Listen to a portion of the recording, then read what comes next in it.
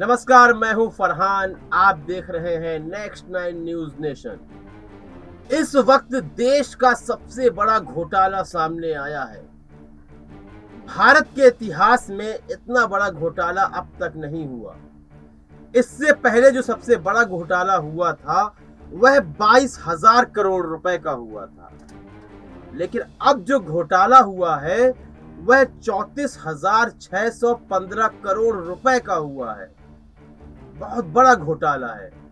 यहाँ जनता एक एक पैसे के लिए मेहनत कर रही है और पूंजीपति इतना लंबा घोटाला कर जाते हैं कि जिसकी संख्या भी आम आदमी लिखने में हड़बड़ा जाएगा। यह देश का आज की व्यवस्था है और प्रधानमंत्री कह रहे थे कि मैं चौकीदार हूं, देश की संपत्ति लुटने नहीं दूंगा, चोरों को मार भगाऊंगा, लेकिन चोर आपकी नाक के नीचे ही कार्य कर रहे हैं। आखिर कौन है यह चोर, हम आपको बताते हैं। दीवान हाउसिंग फाइनेंस कंपनी यानी कि DHFL बहुत बड़ी कंपनी है, बहुत बड़ा समूह है और यह केवल एक कार्य नहीं करता, कई कंपनियां चलाता है। तो इसके संबंध में मैं आपको बताऊं कि यह जो घोटाला शुरू हुआ 2010 से 2019 के दौरान हुआ, यानी कि मोदी के कार्यकाल से पहले शुरू हुआ और उस कार्यकाल के बाद जो अगला चुनाव हुआ, आम चुनाव हुआ, तब तक यह घोटाला हुआ। यह राशि तो सामने आई है, पता नहीं और कितनी राशि छुपाई जा रही हो, लेकिन जो राशि सामने आई है वह भी बहुत कम नहीं है।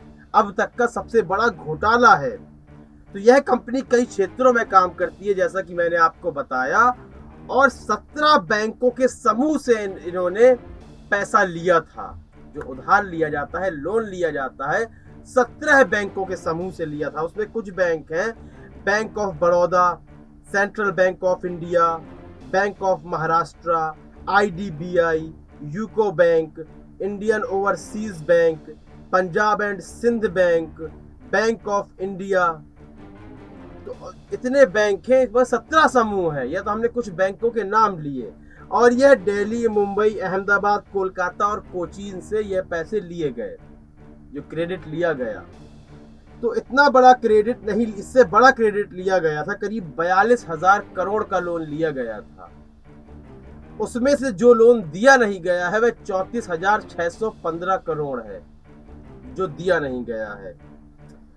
और 31 जुलाई 2020 को इनका खाता NPA में डाल दिया गया था। जैसा कि लगातार बताते रहे अर्थशास्त्री कि NPA की संख्या बढ़ी है इस सरकार में, पिछली सरकार के मुकाबले। और NPA क्या होता है हम आपको किसी और कार्यक्रम में समझाएंगे कि NPA का आखिरकार अर्थ क्या होता है, कैसे NPA में खाता डाल दिया जाता है और यह राशि कब वसूली जाएगी आखिर, इसके संबंध में भी हम आपको बताएंगे। लेकिन अभी अहम बात यह है कि यह जो पैसा लिया गया यह अलग अलग कंपनियों में इसको ट्रांसफर किया गया, जिसमें से एक नाम है सुधाकर शेट्टी, उनकी कंपनी में पैसा भेजा गया। दूसरी कंपनियों के जॉइंट वेंचर में भी लगाया गया यह पैसा। तो अभी मौजूदा समय में DHFL के निदेशक हैं कपिल वधावन, धीरज वधावन और सुधाकर शेट्टी।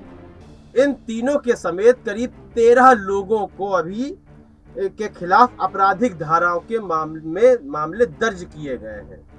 अब इन्हें कितनी सजा होती है या फिर यह भी विदेश भाग जाते हैं या भगा दिए जाते हैं, यह आने वाले समय में पता चलेगा। लेकिन जो सबसे बड़ी समस्या तो यह है कि क्या यह पैसा वापस आएगा, क्या इनकी कंपनियों को नीलाम किया जाएगा। एक समय में तो यह भी बात आती थी कि कई कंपनियां हैं जो पॉलिटिकल पार्टीज को डोनेशन देती हैं, जिसके बदले में शायद इनके खाते NPA में डाल दिए जाते हैं।